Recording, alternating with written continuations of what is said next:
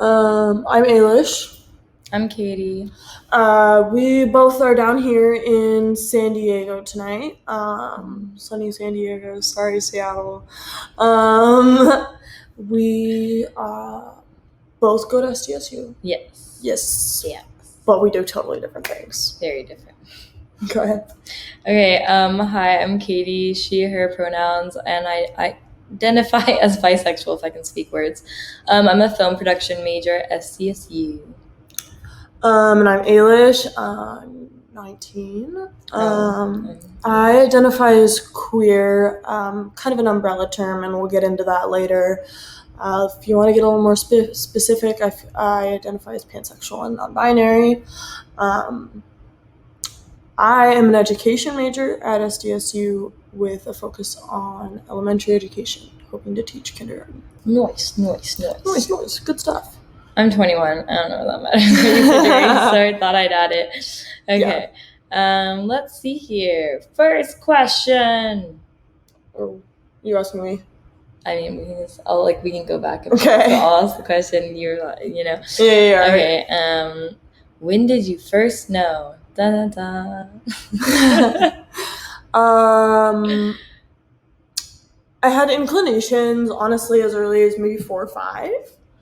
I grew up youngest of 4 with all of my older siblings now identifying as straight and cisgender, and that's part of my process. But I think I really realized I was like, oh no, that's a distinguished for females and non-binary people at about 8 or 9. So 3rd grade. Really, yeah. I would say that's pretty early.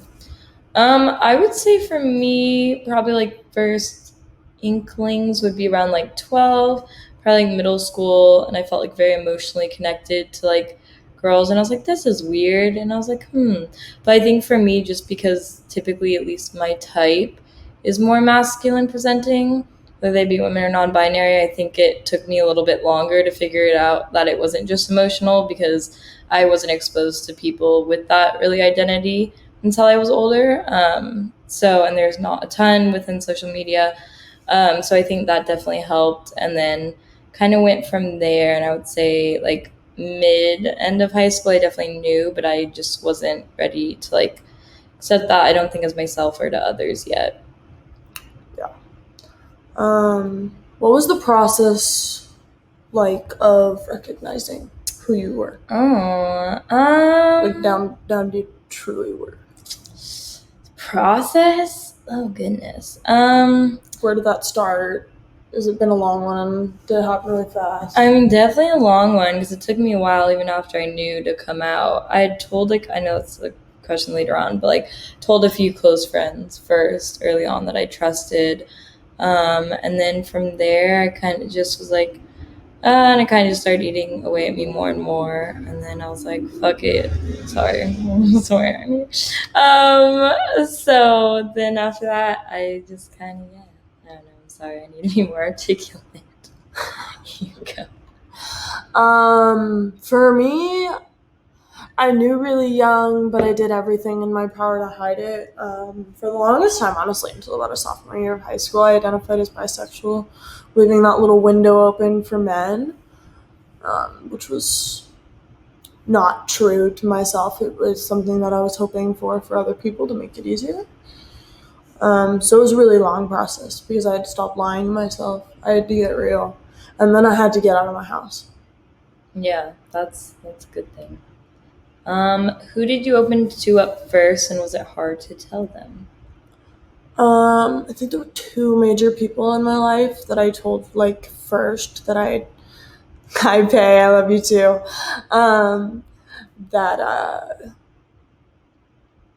That I came out to. I came out to my best friend really early on in high school, and she knew all the way through me figuring out who I was, which was it was a lot of high school, but then there was a huge jump when I got to college. Yeah. And then second would be my mentor and someone I consider my big sister now. She's on the live. She's on everything I do. She's on my ass too. That's Nessa. Love you, Ness. And yeah, it was really hard. I remember Ness and I were sitting in her car one night after we had dropped a friend off. Um, and there was a time in my life when I was deeply involved with a large church. And I looked at her and I said, please don't hate me. Or promise you won't hate me. And she said, of course. Um, and it took me probably 10 minutes to come out of my mouth while I was crying. And then I finally told her, and she just it didn't even move her. It didn't even sway her. She was like, all right, let's go. Like, let's move with this. Let's do this. I feel like this that's honestly like the best. Yeah, no, it was it's almost better to have like a low key reaction versus something like, oh my god, like really? Because then you're like, you're like, should I be freaking out? Both the people that I told originally had already known before, but I hadn't told them. That's good. That's nice. I feel like, yeah, that's a good What time. About you? For me, it was some of my rowing friends, I think, that I was closest with because I was on a competitive rowing team in high school. And so I'd been with them every day for like all throughout that whole process. And like I knew, and they didn't go to my school, I think, which helped a little bit because I wasn't like super worried about any of that, like coming out at school. And I trusted them. We had like a small little core group. So I told them and they were just like, oh, like interesting, like, well, kind of just like asked me questions, but they were overall really supportive, which I think was definitely helpful in the long run. And my best friend at the time. So my best friend at the time was like kind of similarly questioning. So we were kind of both like, oh my God.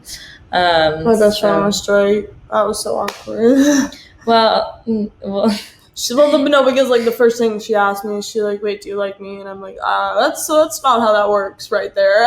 Yikes. Glad that has never been a problem for me. Yeah, you're lucky on that one. There's so many awkward stories that come from coming out, I feel like. Yeah. Like people are like, oh, I knew because I fell in love with my best friend. I'm lucky that has never been me. Will never be me. All my friends are pretty much straight or very feminine presenting. This one's presses hard on my life, I think. Did you open up about your gender identity and sexuality at the same time, or were they different? This is a good one. Wait, are you asking me first? Yeah, I'm asking you first. Oh shoot. Okay. For me, I was born, or I have always just kind of gone by she, her pronouns, but I didn't really like become as super aware of pronouns and everything until my sister came out as non-binary. So that like I was learning a lot more about it, and honestly TikTok at this point and just seeing like TikTok and all of that has definitely made me more question. I still feel like she, her, but I'm not ruling out like eventually possibly a they in there. And it honestly for me just depends on the day how I feel, and that kind of matches with the gender matches with how anyone dresses. But just for me, like some days I wake up feeling more masculine, then I can like dress that way, and I've been starting to explore that more, and that was definitely after I came out. That's definitely a social way that I've noticed, not just you, that people choose to express themselves, because oftentimes in the LGBTQ community we find ourselves, I'd love going to get pedicures with my mom, but socially perceived, that's femininity right there. And then that's a construct that we don't like, we don't want, but it's a construct that you have to start playing with so that people around you can perceive you the way that you're most comfortable. Exactly. And so, I feel like everybody makes some sacrifices in their life, and there are a certain amount. Yeah, and I feel like definitely for me, like it took a while after I came out to start even playing around with dressing differently. And I remember feeling so excited when I did, and I was like, wow, this actually makes a lot of sense and I love it. But it was really hard because like people I was close with like just didn't get it. They were like, okay, that's great, you're out, but you don't need to like dress gay to be gay. I'm like, that's not why I'm like doing it. Like it just makes me feel good and like I really like it. But to them it was kind of like, who is this person? Because I'd never. So they were just like, this doesn't feel you. I'm like, well, it's me. It's just a part of me I've had to suppress like this entire time. So like to you it may be like, what's going on? But like to me it makes sense. And I still kind of struggle with that too, like, and just figuring out day by day. And so that's the whole thing. But I literally, honestly, I grew up in a very conservative family. So the concept of gender identity to me was lost. I understood it for other people, but for me, I was a girl. My dad had told me I was his daughter, and my mom loved me like her last little baby girl, like she always said, and so it was non-negotiable that you put on the dress. I was assigned the color pink in my rotation of 4 siblings. Like it was basically just labeled on me. So I took it and I ran with it, and I made it the best I could be, um, and lived with that label of bi until about my junior year. In my junior year, I came out as a lesbian, and I felt really comfortable with that for a long time, but I also felt really uncomfortable that I was not expressing it outwardly. And that in a social setting, nearly 100% of the time, I would be recognized as like exclusively into men. And not that there is a look to someone who's gay, but for me, it was causing that issue, and I didn't like it. And so my senior year, I started experimenting with like an undershape and more like hair up and less like putting it around my face. And so they came together, but they definitely were separate for me, because non-binary and pansexual are two totally different things. And it's taken me a lot longer to get to non-binary, and honestly, until a few weeks ago, I wouldn't have even like told you that I looked in the mirror and have been comfortable. But like, you find that right haircut, you find those few right outfits, and there are definitely those moments that start to happen.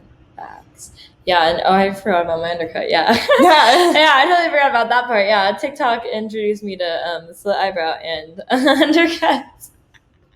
So I did that kind of impulsively with the undercut, but it's okay. It was fun, but now it's growing out awkwardly, but it's okay. Are you comfortable out? Was it quick, or did it take a lot of time adjusting?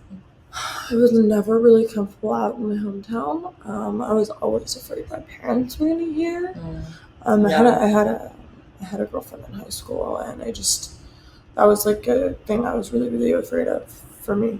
But college, I'm really comfortable out. I do definitely hate getting any stares in the store, or the question that someone aimed a little bit too loud, like, is that whatever, and it that affects me still. Is that a human being? Yes. Yeah, no, actually, the one like the what one, an object. Sadly, What's that? A human being. Hi, Jeannie. Hi, love. Sorry, I had to say hi. But it did take a lot of adjusting. Yeah, but that's because that took a lot of adjusting for me internally as well. Yeah, no, that's very true. I think for me, I'm definitely the most comfortable I've been, because I feel like every kind of like day or month or year that goes on, it definitely gets better. But I was definitely very not comfortable with it for the longest time, even after I came out, because I came out during quarantine on social media, so I wasn't able to actually be out around people, and so I was really anxious after quarantine, kind of like when I was going back to school and stuff, because like shoot, like now everybody knows. I'm like, I don't know how to act. I'm like, I'm acting weird, I feel weird, like they're gonna act weird, and like I was like, ah. So that was definitely a thing that was like uncomfortable. And even like times I like, even still now, I'm getting better at it, but like in a social setting, if it's someone you don't really know that well, you're making small talk with like new coworkers, or I'm on a film set and they talk about their partner, like their boyfriend, and you know, it's a girl or like a guy, vice versa, like a heterosexual couple. I'm like, oh yeah, like my girlfriend, blah, blah, at the time, or something like that. Like I'd be like so nervous to even say, or just not want to say it, or just be like, oh yeah, my like ex, but not say like a gender. Oh yeah. Just so I wouldn't have to deal with it, because I was just always so anxious. And I remember like one moment, like I just fucking said, I was like, yeah, like my girlfriend right now, like she's like in the military, whatever. And like I said it now, because we were working on like a shoot, people in the military, and then I was like, oh my god, I was like, holy shit, that was a lot. So definitely getting better with it, and finally starting to find queer community, which has been really hard.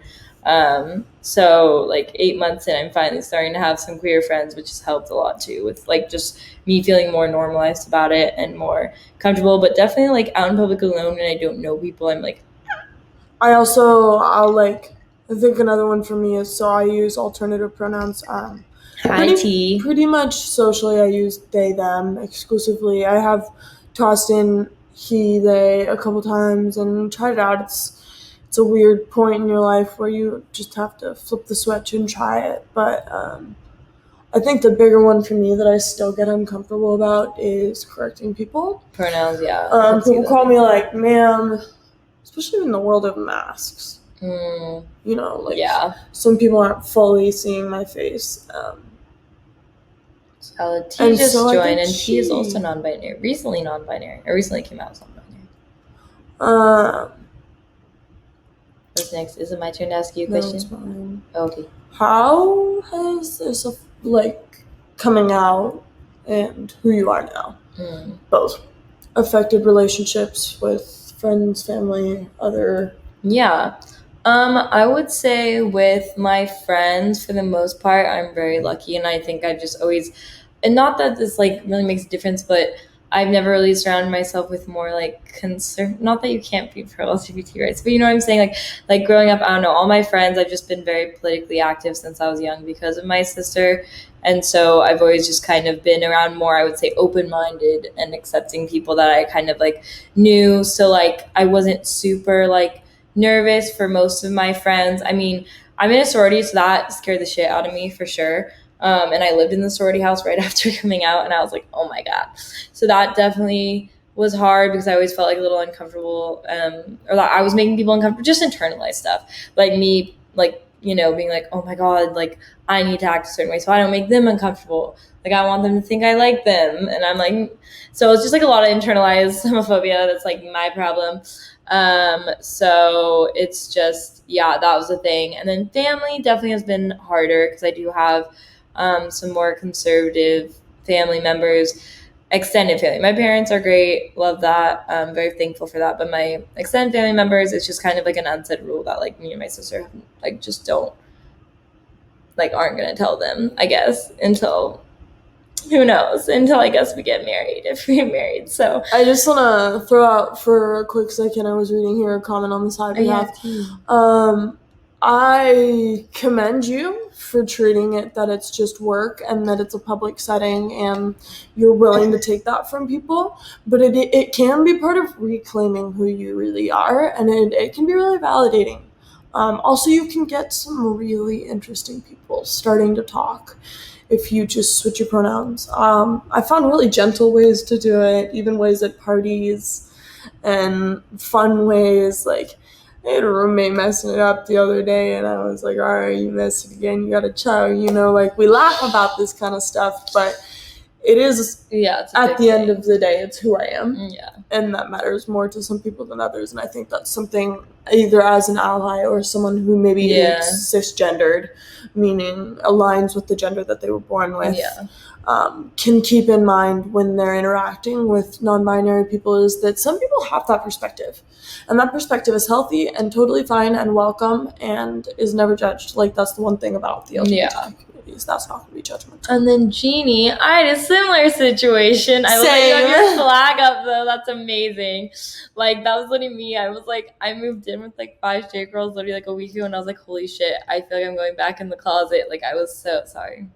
Holy crap. I felt like I was going back in the closet, and it was very anxiety producing. But then it ended up being fine. So I hope they're also allies, or, you know, I hope they're supportive, because it's hard to be in a, like, living in an unsupportive environment. So I hope it all goes well. So me on the friends and family thing. Hold on, wait. Okay. What? You're not paying attention. I'm paying attention to the comment. I know, but we were on a question. Well, then you went to the comment. I wasn't even done with my question. Yeah, but okay, just go. Go ahead. No, you go. I grew up in a conservative household. Again, 4 siblings and no say. So I'm pretty sure. So I've come out to my family now. I came out more recently, maybe this spring, May-ish, I feel like. My mom and I have a wonderful relationship, and she has been welcoming to the process of learning. She is foreign to what I'm going through, but she is not unable to learn. She's ready there, and I think that's a big part of it too. Is like someone being willing to learn versus because a lot of times I feel like, especially just like people in older generations, for them it's more they're scared of what they don't know, and they start to learn more. That's just what I was gonna say. Is like my dad, he treats it. I definitely think he's either afraid of how people will see it, which I don't think he understands, like, the new mindset. Yeah. But he has made some pretty awful comments, both before it came out and after it came out. Sometimes my siblings and I handle them together, and we fight that battle with my dad, and sometimes we don't. And as far as friends, I can't honestly say that I've kept a lot of the friends that I've had in high school just because I've gone through a major change in my life. So the friends I had made their choices where I made mine. I have some close relationships. I'm here tonight. Sam and I have been friends since the first day of kindergarten. And so, of course, there are people that I am able to reach out to and that do support the way I am and who I know I am and who I want to be. But is it blood related? Rarely. Yeah. I would say definitely the most support I've gotten has been from friends over family. Yeah. My sister obviously very supportive. But other than that, definitely one of, and just having extended family who is, less open to it is scary for the time when I do end up, finally telling them eventually. We'll see when that happens. But my grandpa's favorite question is, "Hey, Katie, where's your girlfriend?" Or, "Oh my God, that would be amazing. Where's your boyfriend?" I was saying, every time I come home from college and we start talking, he's like, "So, do you have a boy yet?" And I look at him and I go, "Grandpa, you know those fraternity boys." Yeah, it's a good time. Those are at state, and it's great. And he goes, "Well, I was a fraternity boy," and I'm like, "Oh." Yeah, and all of my cousins have boyfriends, so it's really great for me. I'm over here like, it's fine. How has this affected you mentally and physically? Or physically? I mean, some people don't feel like they've had so much of a physical talk, maybe. Mentally for sure, for a long time. Especially because I'm just such a people pleaser. And so I never want to like make other people uncomfortable, like God forbid, like or anything like that. So I think that definitely made it a little bit harder because I was like, oh no, like I'm gonna upset people by coming out, or like I'm gonna make them uncomfortable now by them knowing that about me, and I don't want to ever like do that. And about my gender. Yeah, so that part was I think really big for me, and also just hiding something that big basically about who you are, is like insanely tough. And eventually like it just keeps kind of beating down at you. And also just seeing, I was definitely jealous because I would see like couples or like, people who I knew were out, and I was like, I wonder what that's like. But also like just the thought of like coming out and getting there was just so petrifying that I was like, I felt like I mentally couldn't handle it at the time. I mean, I still feel like there's a certain amount of that, like I look around and feel like really heartbroken though. You see, like, so oftentimes I hear in the gay community and within my friends, especially, that we were pushed so far into the closet for so long that we feel like babies again. We're not totally ready to date, sometimes, or sometimes we don't have a handle on our mental health like someone else might have because their parents were supportive, and it's tricky because everyone has such different. Well, and you feel like you're 19, but you're like, am I 19 or am I 13? Because you're like, how the frick do I hit on this girl? Like, what am I doing? Yeah, no, the definitely because all the social conditioning is all geared towards heteronormativity. Swear to God, I still live and all of that. So it's literally like you're like, oh my God, it's like you're coming and you're like, what is this world? You're like, and learning all the like gay culture, like queer culture, like everything is just, it's such a big learning curve. Like for me, I found a lot of peace in not peace, but like a lot of information off like TikTok and stuff, just like seeing. I mean, not all of it's great, not gonna lie. Like but just like learning even about like the lingo or like different things. I was like, what are these words? I was like, there's like useless ones too. Well, yeah, they're not all good. But like even if they're not good, just like knowing them so you don't feel stupid if someone were to like say them or make a joke, within the community. I think that is like a big thing because I was like petrified. I was like, I don't know how to interact with like other queer people. I'm like have been surrounded by straight people my entire life. Like so, and even now, like I said, like earlier on, like the community, I've been like finally like gaining more queer community, but before it was really hard and lonely because I feel like I would talk to my straight friends about stuff they just didn't really understand, and so that was hard because I'm like, like help. And I actually had a gay therapist, which really helped me. Kind of, I think I had a gay therapist before I came out, and then I was like, I do not have a gay therapist. I had a therapist that went to the same church as me. Mentally, I was pretty much at rock bottom the day I came out to my mom. It was pretty much like I felt like if I was going to come out, and whether they liked it or not, I was either on my own yes, in San yay for Diego therapy. or not. And I had enough mentally. Physically, it still takes a toll on my body all the time. There are elements of being assigned female at birth that make being non-binary uncomfortable for some people and not others. So, you hear a lot of people talk about a little bit of an uncomfortable topic, but a binder. And I do regularly wear binders, but binders cause rib damage, and they can cause back damage and shoulder damage and neck, like all these things that some people aren't even really aware of. I was just gonna say, like, people need to, definitely you need to educate if yourself you're on the risks someone, of. if you're someone who feels like Yeah. they want to start binding and you feel safe talking to your doctor about it, definitely talk to your doctor about it. That'd be like number one choice. For sure. But definitely ask. My DMs are always open, Same. which my Instagram is tagged here, and or if it's not, I will get it. We'll tagged. put it at the We will get it there at the Yes. end. But physically, yeah, it's hard. It's Yeah. hard. My back hurts all the time. My wallet hurts all the time because I'm trying to like make myself feel okay and like not dysphoric. But The one thing, dude, I feel like for me, like, too, because I didn't start buying, like, my closet didn't really fit who I was anymore, and so I've spent so much money on new clothes in the past like 8 months, and I'm like, like, it's expensive. Yeah, do you want to pause on that? That's a great question. No, I don't mind you asking.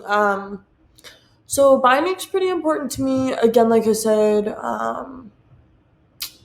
social perception. If I don't bind, people feel really, really okay with just assigning me she, her, and not using they, them. The clothes I like to wear sometimes don't fit because you have a tight button down that's supposed to look really masculine, but then You're telling me that's not gonna fit, and so then you're buying smaller tops for the shoulders to fit, and binding, you wear like 2 t-shirts. Like it's a process. It's not easy, and it's just one of the ways that right now I can control my body and how I want it to be perceived with the way my finances, my insurance, and my family is. Which is different for everybody. Facts. I'm gonna go back to people who are because they were super comfortable talking about like how young they started binding. That's new for me though. I just started this year. Oh, I'm glad you've become way more comfortable. T. Yes. I think we're good. Thank you for sharing that, T. We really appreciate it. That's amazing. And mental health care and going to therapy or getting whatever help you need is so important. Obviously, it's not always available to everyone, so that's completely understandable, and that's something that needs to be changed in the healthcare system because my insurance doesn't cover it. But a lot of times schools, nothing. I was just. Oh, I thought you tapped my leg. A lot of times schools will have, depends where you go, but they'll have like free therapy that you can do for at least a little bit. But definitely, my DM is open. My DM.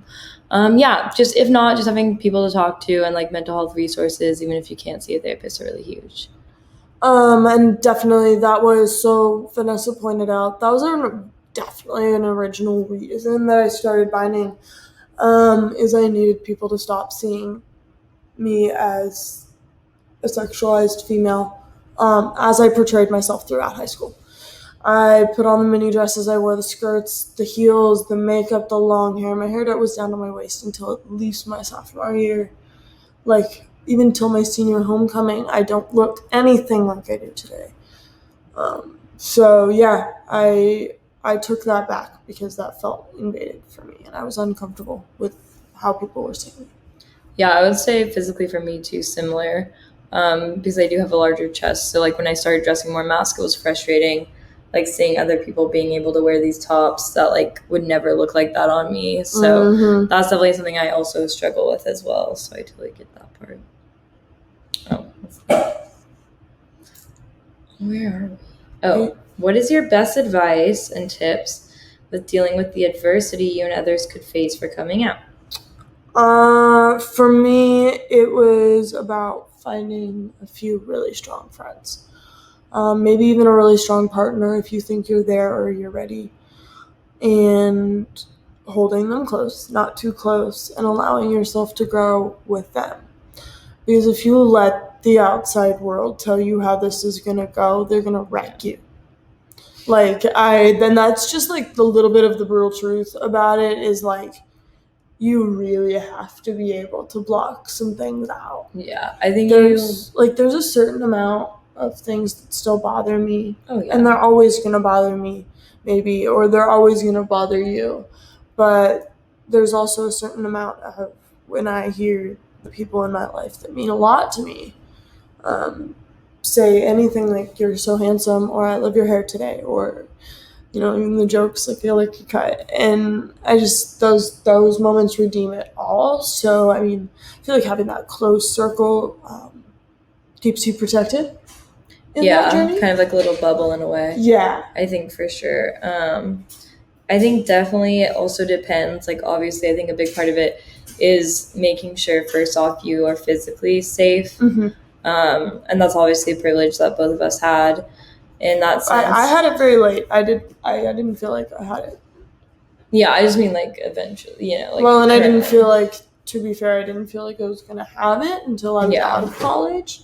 I just was tired of stuffing it, and I knew my mom would take it. And I feel like that's also like a good point too, to realize that even if right now you think or you're not in like a safe like physical place, that doesn't mean that you never will be. And having hope for that and being proactive to find that safety for yourself, because no, you might not be able to live there, but during my teenage years in my hometown, I had I don't know if any of them are on the life, but they are just like the sweetest group of young women, and they had a house together, and they were all ranging from like 3 years older than me and 4 years older than me to like 10 years older than me. And I had a home there when my parents would yell in the evenings and I couldn't take it. And it meant that I didn't just drive around in my car and have nothing. I had a place to go that was home, and it was safe. And so for 3 hours, I could take off the hoodie and wear the shirt I wanted, or wear the pants I wanted, or I don't know. There were things that I found in being proactive to seek out a safe place. Yeah. Because if you're like, oh, I don't have a safe place, and you're not looking for one, it's going to be really hard to find one. Yeah, that's true. Definitely like gaining independence, whether it's a job so that you can eventually hopefully move out of a bad situation. Job is a great option, especially because it gives you time away from your family. Yeah, and hopefully even finding community within that job. Maybe your coworkers will know someone. I know a lot of friends who have just been very fortunate to find random people to take them. There's always good people out there. Having a job makes it so that if you're planning not to go to a 4-year or something like that, you have that option to buy a car or something. And mobility allows for mobility. You have an out, and you're not going to be so stuck in that situation. So that's very true. That's a really good point. I could talk about that one for 2 hours though. So what is your best? Okay, my best advice and tips. I would say just trying your best to be in a good place mentally too before. I mean, for me, I think it helped my mental health, but at the same time didn't. It's like a very up and down. Like at first it's very scary, and like obviously depending on how the people around you react, like that's gonna change that as well. But I feel like it's just good to kind of be ready for whatever may come at you and know that it's not going to be easy, but like it does get better with time and finding community, but definitely like being like just like stable enough to be able to handle that. I'm trying to think. Yeah. I feel like that covers a lot. What was your biggest fear in coming out? I mean, my biggest fear happened. So, I mean, let's be real, my biggest fear in life was losing all my friends. And when I left my hometown and decided to be the person that I actually am, I found friends the first half of college that I thought were my people. And I got really close and I let them be a part of my life. And then I moved and they never hit me up again. And we never talked.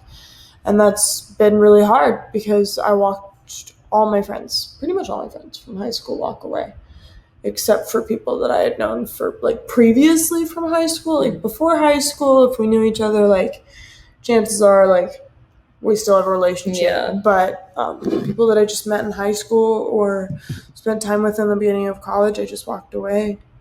I was just afraid of losing people. Yeah. I have a really big fear of being alone. I don't like it.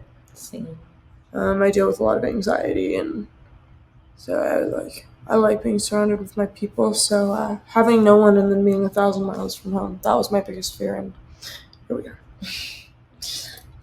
Oh, I love you too, T. Bye, dude. Okay, for me, what was my biggest fear? Oh, I had a few, but I think even though this might not really rational, but just going into the film industry, Yeah. just for sure, like job opportunities, especially just because the film industry, you know, it's media, and I was afraid that like it would hurt my chances of already the very small chances being a woman in film and just in film in general. So I was like, oh, let's just narrow the chances more and more. So that was definitely something that I like thought about a lot for years before, but then I think it just came to a point where like I was like, honestly, like screw it. At this point, like my happiness matters more, and if anything, it'll make me a better storyteller and filmmaker because like that's honestly what I want to focus on anyways, and like more representation. So it's like definitely a harder path, but I think it'll be worth it. And then definitely losing friends and family or just like closer relationships or having people act differently around me. Or like I said, like displeasing people and like having someone disappointed. Or just feel like our relationship couldn't be the same because of my sexuality, which shouldn't be an issue, but That's Allison asked me, how do I deal with that anxiety? So that's complicated, but the long and short of it is I got myself engaged in counseling.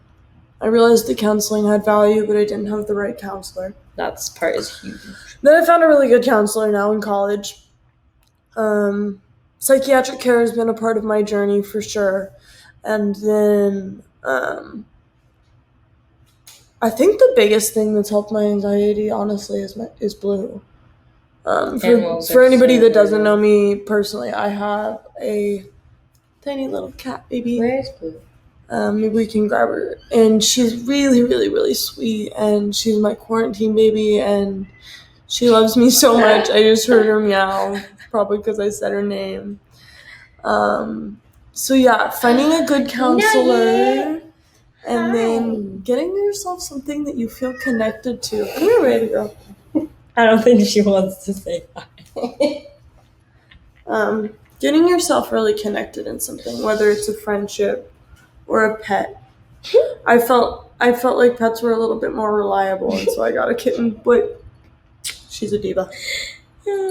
Yeah, I have a dog back home and she's my baby, and I definitely, for animals, definitely can help mental health. They're a big responsibility though, so yes, they are. That is also a thing you need to take into consideration. Sorry. But if you can handle a responsibility, financial and time, then they're definitely the best things ever. Let's see here. How did it feel after you had done it? Right after? So sassy. Yeah, she is so sassy, but like she is my child, so what did you expect? How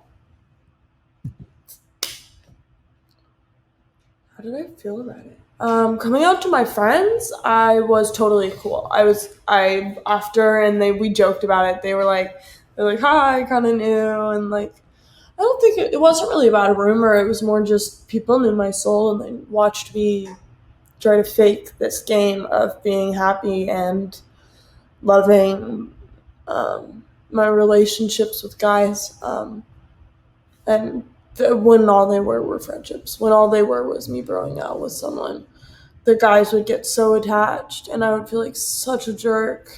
Because I'd try to make it last, and then like 6 months in, I'd be like, look, I didn't even like you the third day.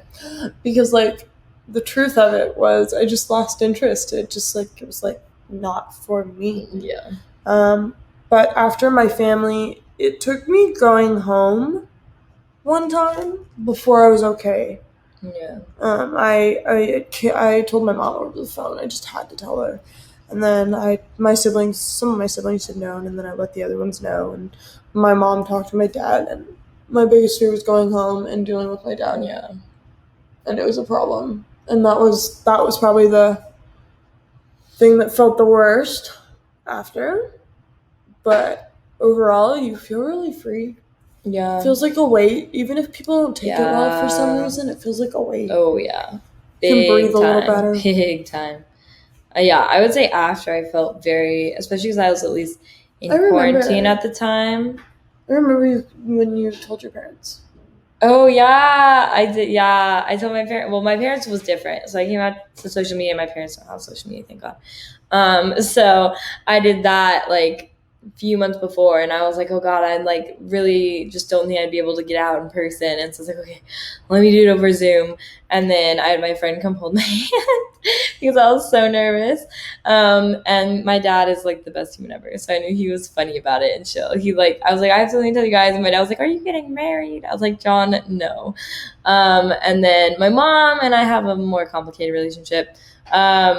She's definitely supportive, but definitely just like, I think just needs to learn more and is more just like, oh, okay, like interest. Like, I feel like she just wasn't expecting it. I mean, we've had brief discussions about this. Your mom kind of treats it more just like a fun fact about you.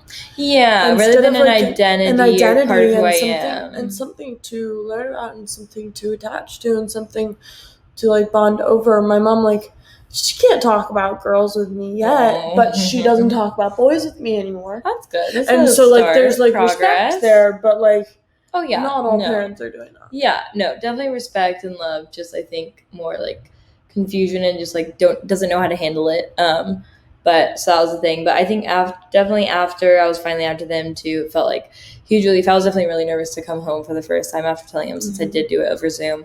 But it was fine. Like they didn't act any different. But it's still going to be interesting as I go along and like date people because that's still like a new thing, for sure. This is a really long question, but do you think things have changed enough in our society or communities that being part of the LGBTQ plus community is not just, it's not a big deal anymore, or do you think we have a long way to go and there's work to do?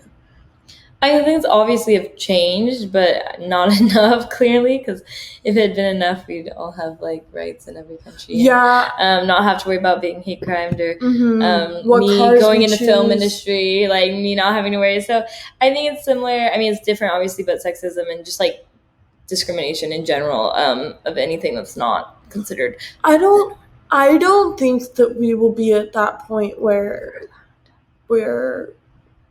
maybe it's not a big deal until people have really normalized from a young age that, you know, the concept we need to be focusing on. It's actually interesting. I have a tattoo that follows very much along the thoughts on my arm. It's just the one love concept. And I understand that people see that as the gay agenda because we've all said, you know, it's all one love. But what I think that deeper meaning there is that no matter what God you believe in, no matter what community you belong to, no matter what family you're in, blood, not blood, high school, middle school, elementary school, preschool, black, white, everything in between, all that diversity, all that beauty, like, until we're there and we love those people and they have access to the things that they need. 1,000%. Because there are things that people see as wants. And their needs for part of the people of that community. You know, like having a child, I'm sorry, that's not actually a want. You know, like oh, I want to have kids someday, but one of my friends is going to have a kid and all they're going to be worried about is paying for the hospital bills and then sending their kid to college. Yeah. I have to worry about even getting one. I'm $15,000 deep, even if I get no baby. Yeah. And I think that entire process there, like, especially I think healthcare is one of the biggest things that I need to see turn around before I feel like this isn't a big deal anymore. Yeah. I've been in and out of the ER all month with a knee injury, and I've had one doctor respect my pronouns, my name, and my wishes. It took me 3 orthopedists to find someone that would even like not just have male-female checkboxes. Because I'm uncomfortable. Like, yes, I know they need to know my sex, but then their gender was listed as male and female, and I was like, Gianna, hi, love. Yeah, no, I definitely think a lot of stuff needs to change. I mean, yes, it has improved. It's improved. And like, all the Black trans women and people that have come before us that have like paved the way for that. But I also think how you're saying like multiple identities too. It's like with feminism, like intersectionality, so even if it's like, okay, queer rights, but really like it's probably white, cis, like queer rights are always first and then it's after. So it really needs to be all like inclusive, and that's going to take a hot minute, unfortunately. But we're, getting there slowly but surely. We're getting there. I feel like people are talking about it more and more, which is, and I feel like I hear more and more people in my life, at least, who are ready to learn. Yes. And that feels refreshing. Yeah. Because for a long time I felt really like that wasn't even wanted. Yeah. Like I should like they can't even talk about it. Yeah. Just like don't speak about it kind of thing. Stay over in your corner. Don't let anybody know. Or like people too, the thing is like, oh God, my least favorite thing in the world. And people are like, okay, like that doesn't matter who you love, but keep it to yourself. I'm like, yeah, it's part of my identity. I can like do whatever I want with that. I don't need to like, and that's interesting too, because I do have some friends I know who have, or like people in my life who are queer, but they choose not to really like be open about, which is totally fine. Like I respect both, but it's interesting because there definitely are people who I feel like, oh, like some people are just so like all about it. I'm like, well, when you suppress it your whole life, you kind of want to like be like, oh, I'm finally me. It's not about like, oh, look at me. It's more just like, hey, like this is who I am now, and I need to make sure that like people know that like the old me isn't who I am anymore. And like also just being a part of a community and like presenting in a certain way or being very open and vocal about it can be really empowering. But may I just say that if you choose that moment to be vulnerable, to give someone that like insight into your life, you're also allowing them to learn. You're allowing an open door for people to start asking more questions. And so like that's something I've pushed myself to do in areas is especially like old friends have reached out from childhood or whatever, and they see me now and they're like, it's so cool to see like the human you become or whatever. And like I love hearing that, or, like, but I also love knowing that people see it, because I feel like that's the biggest thing in this community is feeling seen. That's a big one. Is really hard because people often choose to let us blend in and assimilate and assign us what they think is comfortable. Facts. I think that's the one thing is like, if it makes anyone uncomfortable, that's why they don't want, they're like, oh, love you love, but like don't show. It's like, oh, why? Because like I don't care if you're uncomfortable, that's on you. Like that's your own insecurities and like own projections that you're projecting onto other people. For sure. Okay, if you could go back in time, what advice would you tell your younger self? The loaded question.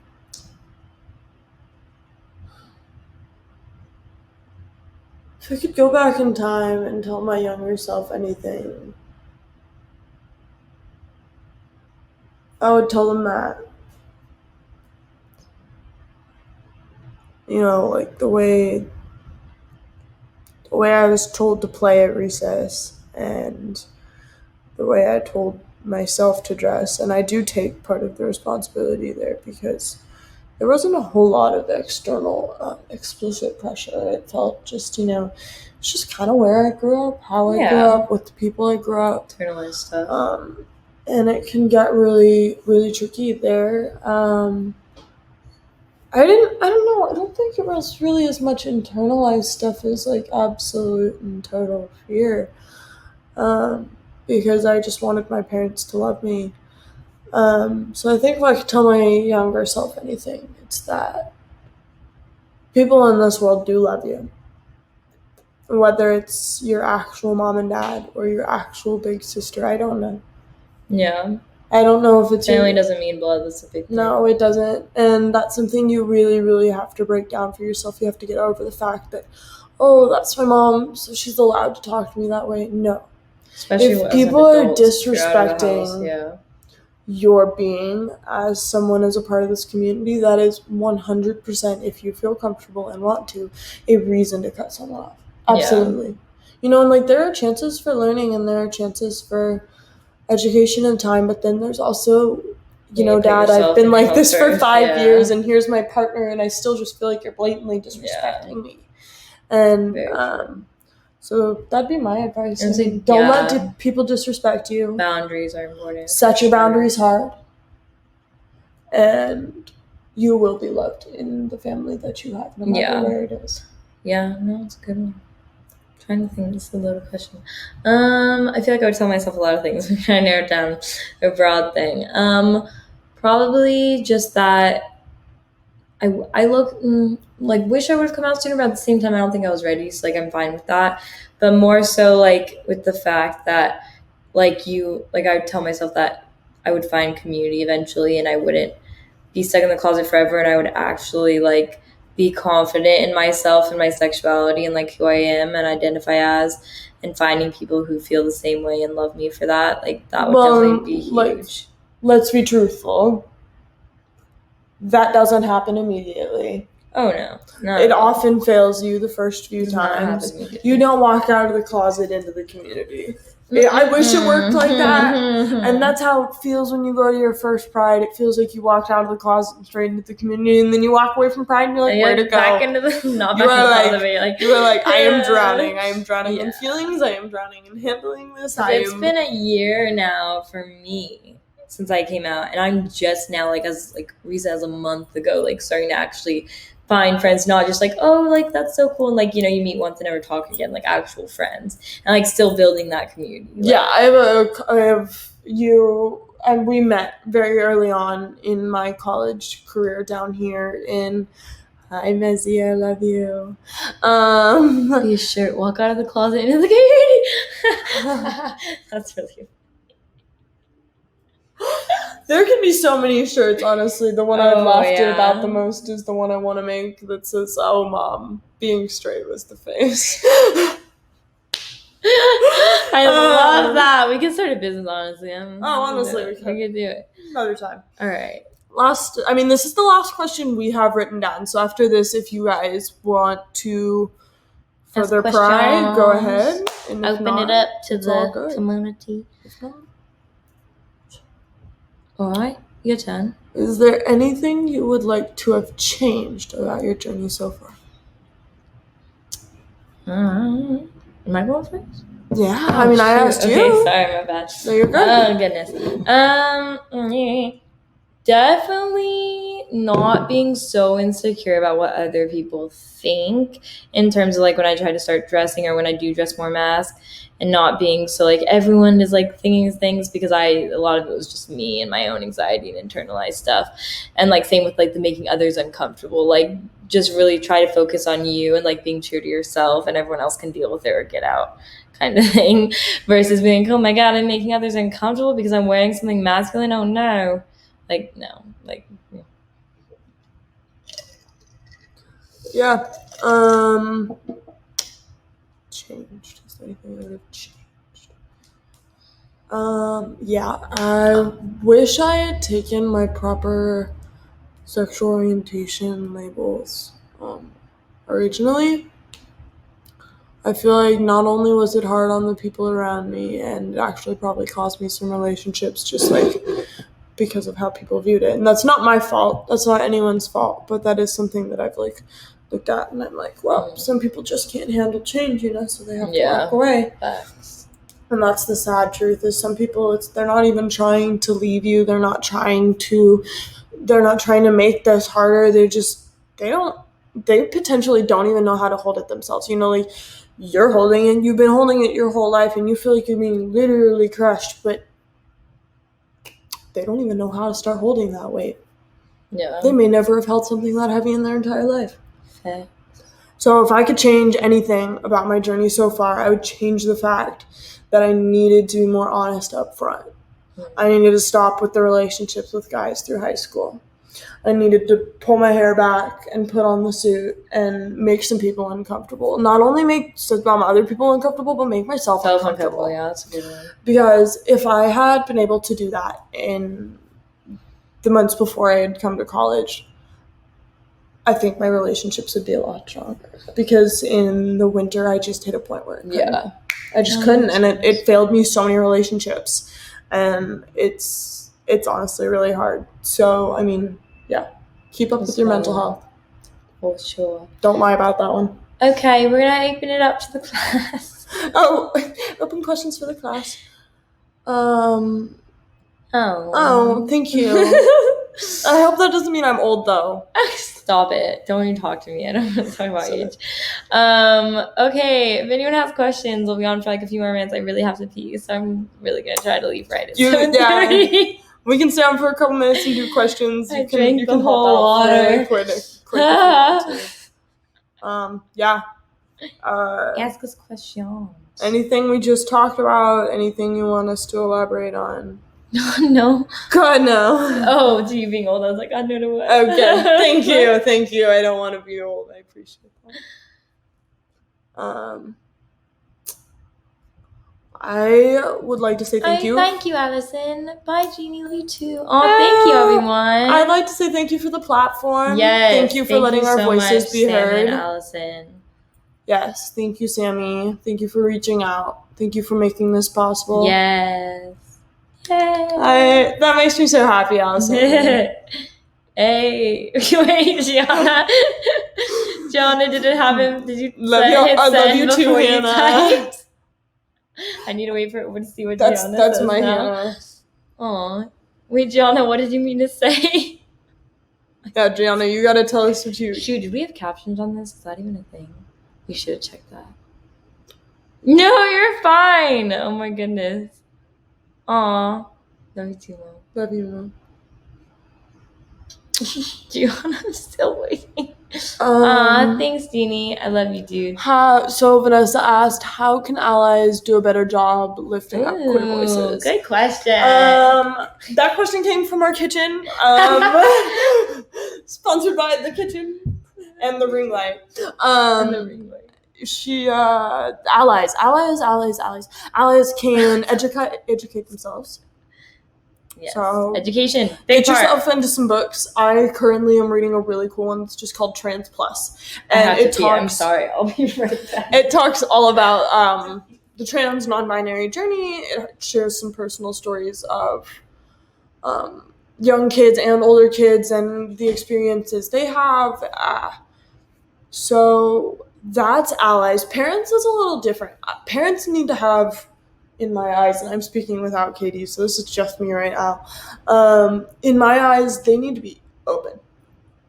100%, absolutely, unbiasedly open. That's your child. You love them. They are part of you. And then you said that part was wrong. That doesn't make any sense at all. So no, parents, please just listen to your children. Please let their words be their words. Please don't try to put words in their mouth or take away value from what they're saying. Don't put a number next to what they're saying. Don't put, oh, but you're only 19. What could you know? Don't limit them financially if they need help with the clothing. If they tell you they're struggling, take them seriously. Don't deny their mental health. Don't make things harder than they need to be. It's one of the harder things that I struggle with is to deal with my dad and my parents because I do not have support from them. But I have emotional support from my mom, but I also mean just financially and stuff. But that's a big piece for a lot of people as parents. And I think open love and open eyes and open ears. Okay. Thank you guys so much. Yes, thank you so much for tuning in, and thank you again for the platform. Thank you, Allison and Sam. Yes. If anyone ever has any other questions, I'm going to type my @ in the chat. Maybe not. Maybe not. Maybe I won't. If Sam or Regardless. Allison can connect people with our Instagram or emails or whatever contacts you guys do have for us, totally feel free. We'd love to be resources